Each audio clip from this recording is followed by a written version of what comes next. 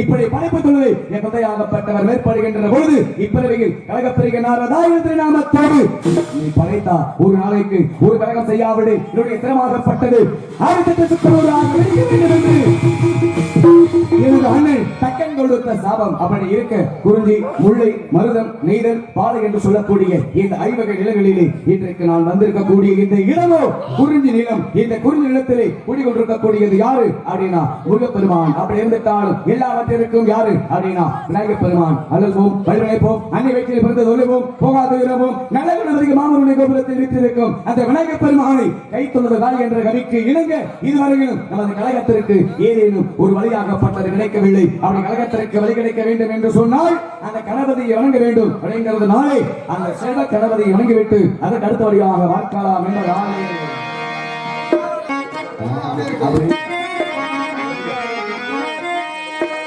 செல்வக்கணே போதியே எங்கள் கூட சித்தி விநாயகனே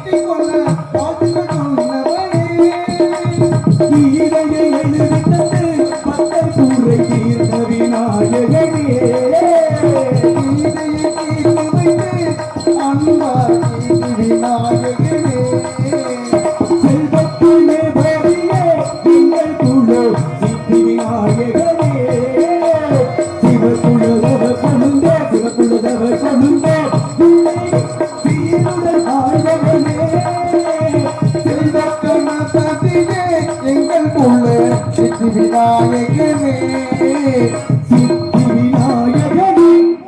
ஆகவே அப்பேற்பட்ட அந்த விநாயகப் பெருமானை இந்நிலத்திலே வணங்கிவிட்டால் மற்பதமான இல்லத்தை பார்க்கின்ற பொழுது இடமாகியும் கமலமதாகியும் நேர்வைகளுக்கும் தான் ஏனமாகியும் நர அறியாகியும் இன்னொரு குரலாகியும் கூணல் வாய் மழுத்தரித்த கோவாகியும் அறக்கரை கொலை செய்த பாலநாயகனாகியும் என்று மாள் மரடி மரவேணி என்ற திவ்ய மந்திரத்தை உச்சரித்து எனது கழகத்திற்கு இடம் தேடி பூலோகம் வந்தேன். இங்கே சிங்கார சிங்கை வாகனன் முருகன் கூடி கொண்டுள்ள குவனின் இடத்தை நாடி நானும் நம் குருவான ஹரி கருணாகரன் கேசவன் கோவிந்தன் அச்சுதன் மாள் கிரியவன் அப்பர் சுந்தரர் மாணிக்க வாசகர் திருஞான சம்பந்தர் 4 பேரும் வெச்ச வாழ வேண்டும் அப்படின்னா மாதா பிதா குரு தெய்வம் தன்னை 10 மாதம் 300 நாள் சுமந்து இந்த உலகத்திற்கு நம்மை முதலாக கொண்டு வந்தது யாரு அப்படின்னா நம்மை பெற்ற தாயாகப்பட்டவள் அன்னவளை தான் முதலாக வணங்க வேண்டும் அப்படின்னாங்க. இன்னைக்கு பெற்ற தாயை வணங்குறது என்ன நினைக்கிறது கூட கிடையாது. அம்மா உயிரோடு இருக்கும் பொழுது 5 ரூபாய்க்கு வடை வாங்கி கொடுக்க மாட்டேன், ஆனா இறந்த பிறகு 10,000 ரூபாய்க்கு வெடி வாங்கி வெடிப்பேன். அதே போல உயிரோடு இருக்கும் பொழுது 1 ரூபாய் சோறு போட்டு கொடுக்காதவள் இறந்த பிறகு கோவிலுக்கு 4 கிடாயை வெட்டி அன்னதானம் செய்வேன். அப்ப இதெல்லாம் வந்து பார்த்தோம் அப்படின்னா புண்ணியம் கிடைக்குமா அப்படின்னா ஒருபோதும் கிடைக்காது. அதற்கு அடுத்தபடியாக யாரை வணங்க வேண்டும் அப்படின்னா தந்தை என்று சொல்லக்கூடிய அப்பாவை வணங்க வேண்டும் அப்படின்னாங்க. ஒருத்தர் 16 வயசுல வேலைக்கு போறேன் அப்படின்னா அவனுக்கு அப்பா சரியில்லைன்னு அர்த்தம். ஒருத்தர் 60 வயசுல வேலைக்கு போறாரு அப்படின்னா அவருக்கு பிள்ளை சரியில்லைன்னு அர்த்தம். அப்ப ஒரு நல்வழியில் நடத்தக்கூடியவர் யாரு அப்படின்னா அவரை தந்தையாகப்பட்டவர். 3வது இடத்துல குரு, 4வது இடத்துல தான் தெய்வத்தை வச்சிருக்காங்க. அதான் பாருங்க, இதுதான் உலகம் என்று எடுத்து காட்டக்கூடியவர் தந்தை. அந்த உலகத்திற்கு நம்மை எடுத்து காட்டக்கூடியவர் யாரு அப்படின்னா அவரே ஆசான் என்று சொல்லக்கூடியவர். கடைசியாக தெய்வத்தை வைத்தது உண்டு. ஏன்னா உலகத்துல கருவறை அப்படிங்கிறது 2 இடத்துல மட்டுமே உண்டு. முதல் கருவறை எங்க இருக்கு அப்படின்னா ஒவ்வொரு தெய்வம் இருக்கக்கூடிய இடம், அதுக்கு பேரு கருவறைன்னு பேரு. 2வது கருவறை எங்க இருக்கு அப்படின்னா ஒவ்வொரு பெண்ணினுடைய வயிற்றில் உண்டு கருவறை அப்படின்னு சொன்னாங்க. அப்ப அந்த கருவறை வந்து நல்லவிதமான குழந்தையை சுமக்கக்கூடிய தன்மை யாருக்கு உண்டு அப்படின்னா அது பெண் இனத்திற்கு மட்டுமே உண்டு அப்படின்னு சொன்னாங்க. அப்படிதான் பாருங்க, ஒரு ஆணுக்கு பெண்ணுக்கும் திருமணமாகி நீண்ட நாட்களாக குழந்தை என்பதே இல்லை. அப்படி குழந்தை என்பதே இல்லாமல் இருக்கின்ற பொழுது அவங்க என்ன செஞ்சாங்க, எல்லா தெய்வத்தினுடைய ஆலயத்திற்கும் சென்று எல்லா தெய்வத்தை கிட்ட போய் வேண்டினாங்க. அம்மா எங்களுக்கு குழந்தை இல்ல, உங்களுடைய அருளாலே ஒரு குழந்தை பிறக்கணும் அதே சொல்லி தெய்வத்தை கிட்ட போய் வேண்டிய பிறகு நீண்ட நாள் கழித்து தெய்வத்தினுடைய அருளால் அங்கு ஒரு ஆண் குழந்தை பிறந்து விட்டது. அப்படி ஆண் குழந்தை பிறந்து தக்க பருவம், அதாவது திருமணம் முடிக்கக்கூடிய வயது வந்து விட்டது. அப்படி திருமணம் முடிக்கக்கூடிய வயது வந்த பிறகு பெற்றவங்களுக்கு ஒரு ஆசை. என்ன ஆசை அப்படின்னா நம்ம பையனுக்கு திருமணம் முடிக்கக்கூடிய வயசு வந்துருச்சு, நல்ல ஒரு பெண்ணை பார்த்து தனது பையனுக்கு திருமணம் பண்ணி வைக்கணும் அப்படின்னு ஆசைப்பட்டு என்ன பண்ணாங்க, ஊர் உலகம் எல்லாம் தேடி நல்ல ஒரு பெண்ணை பார்த்து தனது பையனுக்கு திருமணம் பண்ணி வச்சாங்க. அப்படி திருமணம் பண்ணிய உடனே வீட்டுக்கு வந்தா பாருங்க மருமக, அப்படி வீட்டுக்குள்ள அடி எடுத்து வைத்த உடனே அப்பதான் கணவனை பார்த்து சொன்னாலாம், ஏங்க இந்த வீட்டுல ஒண்ணு உங்க அம்மா இருக்கணும், இல்லைன்னா நான் இருக்கணும், நல்ல முடிவா எடுங்க. அப்படி வீட்டுக்கு வந்த மருமக சொல்ல அப்பதான் கணவன் கேட்டான், எங்க அம்மாவை என்ன பண்ண சொல்ற அப்படின்னு. உங்க அம்மாவை கொண்டு போய் அனாதலத்துல சேர்த்துட்டு வாங்க அப்படி மனைவியாகப்பட்டவள் சொல்ல அப்பதான் கணவன் சொன்ன, பெத்த தாயை கொண்டு போய் ஒருபோதும் அனாதலத்துல சேர்க்க மாட்டேன், வேற ஏதாவது நீ சொல்லுமா நான் கேட்கிறேன் அப்படின்னு சொன்ன உடனே அதற்கு அடுத்தபடியாக மனைவி சொன்னா, சரிங்க உங்க அம்மாவை கொண்டு போய் நீங்க அனாதலத்துல சேர்க்க வேண்டாம், நம்ம வீட்டுக்கு முன்னாடி ஒரு திண்ணை இருக்கு பாருங்க, அந்த திண்ணையில தான் உங்க அம்மா தூங்கணும், அந்த திண்ணையில தான் உங்க அம்மா இருக்கணும், இதுக்கு நீங்க சம்மதிக்கல அப்படின்னா எங்க அம்மா வீட்டுக்கு நான் போயிருவேன் அப்படின்னு அவ சொல்ல. அப்பதான் பாருங்க காமமாகப்பட்டது அவருடைய கண்ணை மறைத்து விட்டது, மனைவியுடைய சொல்லை கேட்கும் காலகட்டம் வந்து விட்டது. அப்படின்னு நினைச்சு என்ன பண்ண, ஒரு பாயின் தலகாணி எடுத்துட்டு போய் வீட்டுக்கு முன்னாடி இருக்கக்கூடிய திண்ணையில வச்சுட்டு அப்பதான் பெத்த தாயை பார்த்து சொன்னானா, அம்மா இனிமேல் நீங்க வீட்டுக்குள்ள வர வேண்டாம், உங்களுக்கு வேண்டியது எல்லாமே இந்த இடத்துக்கு வந்துடும் அடி தாயை பார்த்து சொல்ல. அப்பதான் தாய் சொன்னாலாம், அடே மகனே இனிமேல் நான் எங்க இருந்தா என்னடா, நீ நல்லா இருந்தா போதும்டா, அதான் பெத்த மனம் பித்து பிள்ளை மனம் கல்லு அப்படின்னு சொன்னாங்க.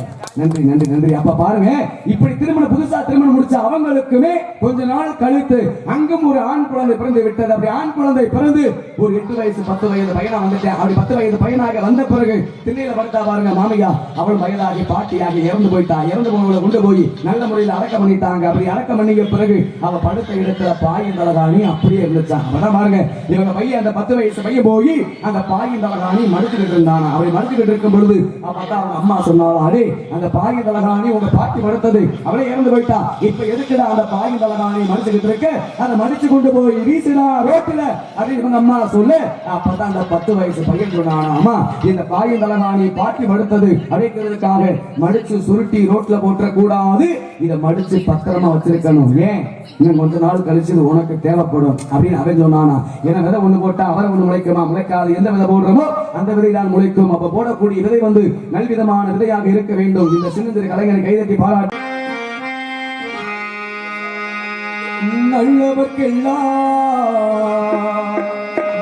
நல்லவர்க்கெல்லாம் சாட்சிகள் ரெண்டு, ஒன்று சாட்சி ஒன்று சாட்சியமா. நம்பிக்கை வைத்து கல்லையை பார்த்தால் தெய்வத்தின் சாட்சியமா. அதுதான் சாட்சியமா, அதுதான் சாட்சியமா. நல்லவர்க்கெல்லாம் சாட்சிகள் என்று ஒன்று மனசாட்சி ஒன்று தெய்வத்தின் சாட்சியம்மா, தெய்வத்தின் சாட்சியம்மா.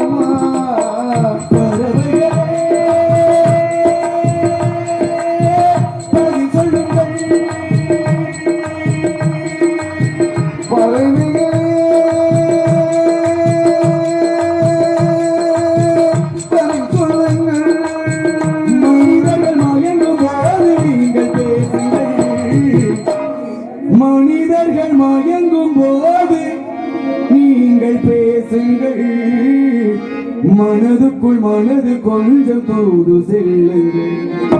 நல்லவர்க்கெல்லாம் இந்த நல்லவர்க்கெல்லாம் சாட்சிகள் ரெண்டு, ஒன்று மனசாட்சி ஒன்று தெய்வத்தை சாட்சியமா, தெய்வத்தை சாட்சியமா.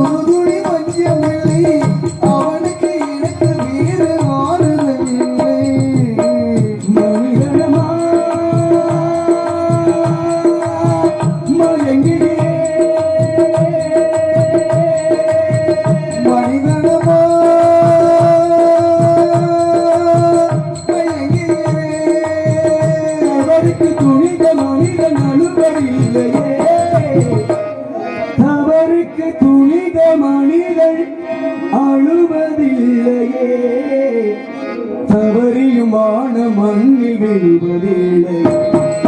நல்லவர்க்கெல்லாம் இந்த நல்லவர்க்கெல்லாம் சாட்சிகள் என்று, ஒன்று மனசாட்சி ஒன்று தெய்வத்தை சாட்சியமா.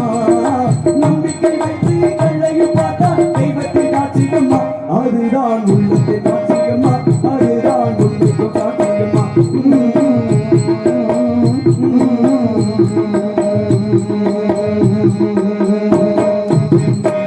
நன்றிகள் நமக்கு தெரிவித்துக் கொண்டு, அதே போல இந்த மண்ணில வந்து தடம் பார்த்து நடப்பவன் மனிதன், தடம் பதித்து நடப்பவன் மா மனிதன் அப்படின்னு சொல்லுவாங்க. ஏன்னா தடத்தை பார்த்து பேசிக்கிட்டு பாருங்க, ஏன்னா மன்னரை வந்து தடத்தை பார்த்து நடப்பதை காட்டிலுமே தடத்தை பதித்து நடப்பவன் மா மனிதன் அப்படின்னு சொல்லுவாங்க. உலகத்துல எத்தனையோ மன்னர்கள் உண்டு, எத்தனையோ மா மன்னர்களும் உண்டு. ஆனால் தேவரையாவுக்கு நிகரானவர்கள் இந்த மண்ணில் இதுவரைக்கும் பிறக்கல, இனிமேலும் பிறப்பாங்களான்னு தெரியல. ஏன்னா இந்த மண்ணில வந்து அதிகமான சிலை யாருக்கு உண்டு அப்படின்னா அது தேவரையாவுக்கு மட்டுமே உண்டு. ஜாதி மதம் இனம் குலம் இதற்கெல்லாம் அப்பாற்பட்டு பிறந்தவங்க இந்த மண்ணில் எத்தனையோ பெயர் உண்டு. இன்றைக்கும் எத்தனையோ பெயர் வாழ்ந்துகிறதா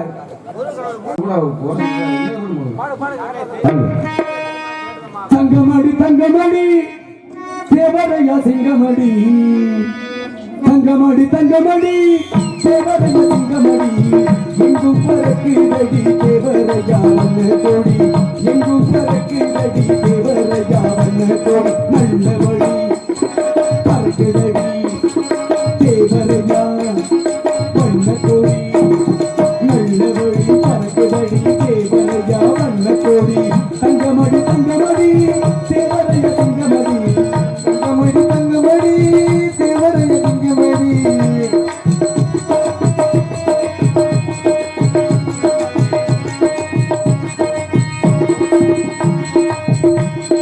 இன்று ராணி பிள்ளை அவர் எங்க வேலையில்லை ராணி பிள்ளை அவர் எங்களோடு இல்லை இன்று ராணி பிள்ளை அவர் எங்க வேலையில்லை நல்லதெல்லாம் பார்க்க வந்து தெய்வமொழி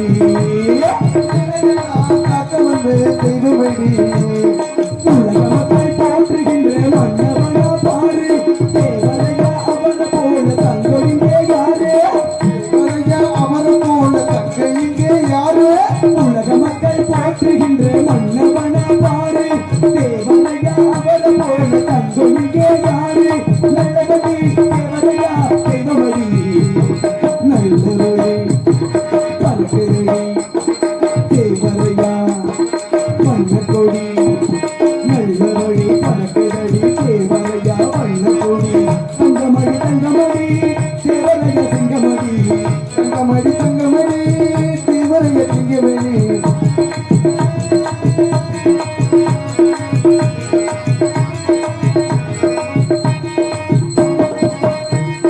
தேவரோட போட்டு நாங்க பண்ணதில்லை கேட்டு தேவரைய கோப்பை நாங்க பண்ணதில்லை கேட்டு தேவரோட போட்டு நாங்க பண்ணதில்லை கேட்டு நல்லதெல்லாம் காக்க வந்து தெய்வமடி நல்லதெல்லாம் காக்க வந்து தெய்வமடி உலக மக்கள் போற்றுகின்ற மன்னவனா பாரு தேவரையா அவன போல தங்கம் இங்கே யாரு அவரையே போற்றுகின்ற தங்க மகனை பாரு தேவரையை போற்றுகின்ற திங்க மகன் யாரு நல்லபடி தேவரையா தெய்வமடி நல்லபடி நல்லவரை பறக்குதடி தேவரையா தேவரையா வண்ண கொடி கொடி நல்லபடி பறக்குதடி கரிசல் கொலோ சிங்க கொடி நல்லபடி பறக்குதடி கரிசல் கொலோ சிங்க கொடி.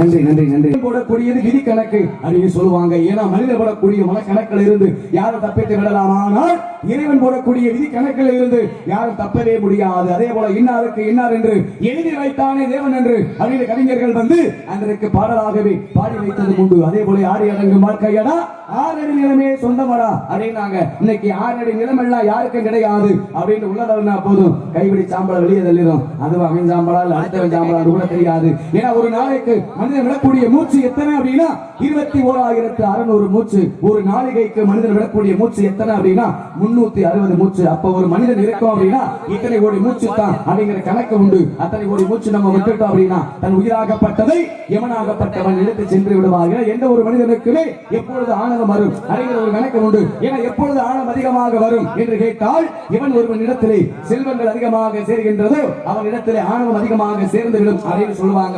பாருங்க, என்கிட்ட கோடி கோடியா பணம் இருக்கு, லட்ச லட்சமா பணம் இருக்கு அப்படின்னு ஒருவன் ஆணவத்தோடு இருந்தான். அப்படி ஆணவத்தோடு இருக்கின்ற பொழுது பார்த்தா எதிர வந்த ஒருத்தர் கேட்டாரு, தம்பி உங்ககிட்ட அதிகமாக பணம் இருக்கு அப்படிங்கறதுனாலே நீ ஆனந்தத்தோடு இருக்கையே இந்த பணத்தை வைத்து உன்னால எதை வாங்க முடியும் அப்படின்னு கேட்டாரு. அப்பதான் நான் சொன்னேன், ஐயா இந்த பணத்தை வைத்து எதையும் வாங்க என்னால முடியும் அப்படின்னு சொன்ன உடனே அதற்கு அடுத்தபடியாக அவர் கேட்டார், ஏங்க இந்த பணத்தை வச்சு எதையும் வாங்க என்னால முடியும் அப்படின்னு சொல்றையே அதே பணத்தை வைத்து தாய் பாசத்தை வாங்க முடியுமா என்று கேட்டார். திகைத்து போனான். முடியாது. அதே பணத்தை வைத்து தாய் பாலை வாங்க முடியுமா என்று கேட்டார். மீண்டும் திகைத்து போனான். என எவராலும் எவ்வளவு பணம் கொடுத்தும் தாய் பாசத்தையும் தாய் பாலையும் ஒருபோதும் வாங்கவே முடியாது. அப்ப இந்த பணத்தை வைத்து நீ எதைத்தான் வாங்க முடியும் அப்படி கேட்ட உடனே அப்பதான் சொன்னா பாருங்க, ஐயா இந்த பணத்தை வைத்து இந்த மண்ணை வாங்க என்னால முடியும் அப்படின்னு சொன்ன. இங்க மட்டும் கிடையாது, எல்லா இடத்திலையுமே இந்த மண்ணை நான் வாங்கி போட்டிருக்கேன், இந்த மண் எனக்கு சொந்தம், இந்த மண் எனக்கு சொந்தம் அப்படின்னு சொல்கின்ற பொழுது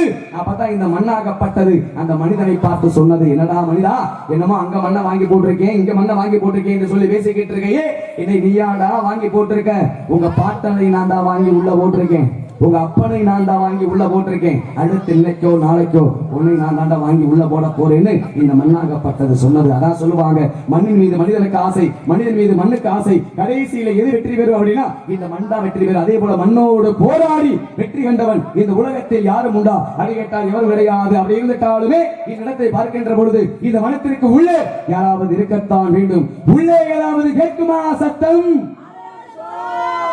என்ன சோ? ஆஹா, ஆலோலம் சோ, ஆலோலம் சோ, ஆலோலம் சோ என்றார்.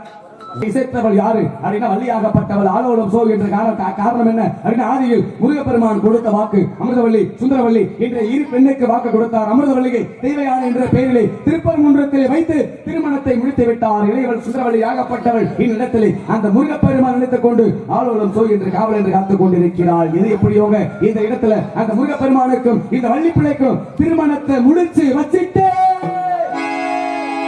நம்ம தவற பிச்சா போதும். ஏன்னா ஒவ்வொரு நாளும் சிரமமாகப்பட்டதை காப்பாற்றுவது பெருங்குண்ட விஷயமாக இருந்துட்டாலும் இந்த இடத்திலே வீடியோ மூலமாக எங்களை எல்லாம் முகத்தை எல்லாம் கவலை சொல்லி கொடுக்கிற பாசத்துக்குரிமை அருமை அண்ணன் தங்கப்பாண்டியன் அன்பு அண்ணா அவர்களுக்கு மற்றும் குழலி வீடியோ எடுத்து சொந்தங்களுக்கும் உள்ள மகிழ்ந்த என சார்பாகவும் எங்கள் கலைக்குழுவின் சார்பாகவும் உள்ள மகிழ்ந்த நன்றி நன்றி நன்றி வணக்கத்தை தெரிவித்துக் கொண்டு அதே போல இந்த வள்ளியாகப்பட்டவள் இந்த வனத்திற்கு உள்ளே இந்த காவலை எவ்வாறு காத்துக் கொண்டிருக்கின்ற அதே போல இந்த மண்ணில் பிறந்த மனிதர்களுக்கு எல்லாமே தெரிந்திருந்தாலும் அந்த ஒன்று மட்டும் தெரியவில்லை அப்படிங்கிறதை பார்க்கின்ற பொழுது அந்த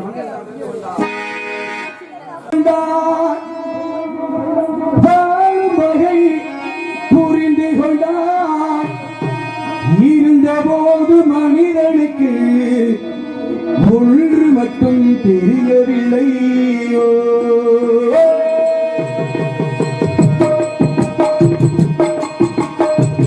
மனிதனெல்லாம் தெரிந்து கொண்டான், மாறுபதை புரிந்து கொண்டான். இருந்த போது மனிதனுக்கு ஒன்று மட்டும் தெரியவில்லை.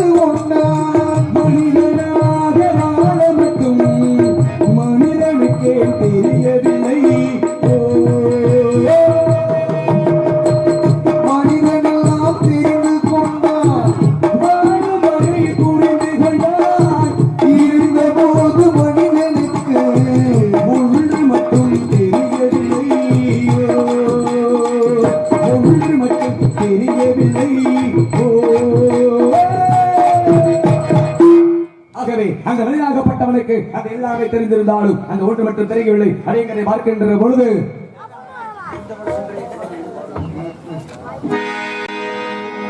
ஒருவரே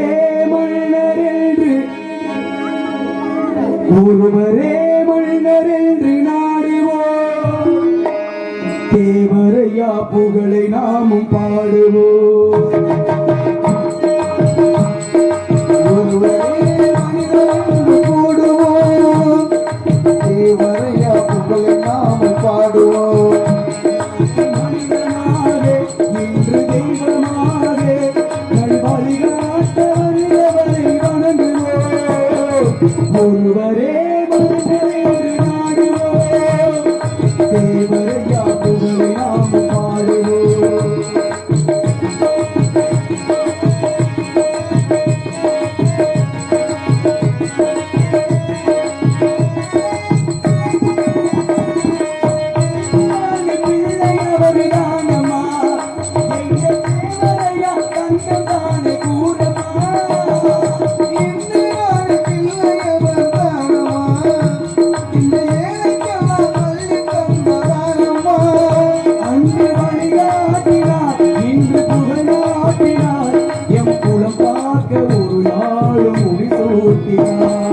ஒருவரே மன்னர் என்று நாடுவோம், தேவரையா புகழை நாமும் பாடுவோம்.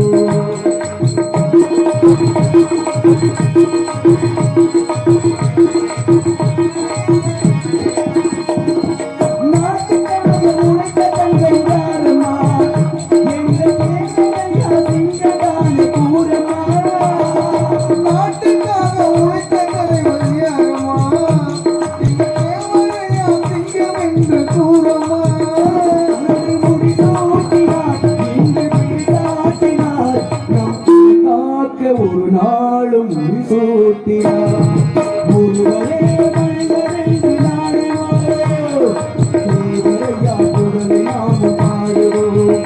அன்று மனிதனாக இன்று தெய்வமாக நம் குலம் காக்க வந்தவரை வணங்குவோம்.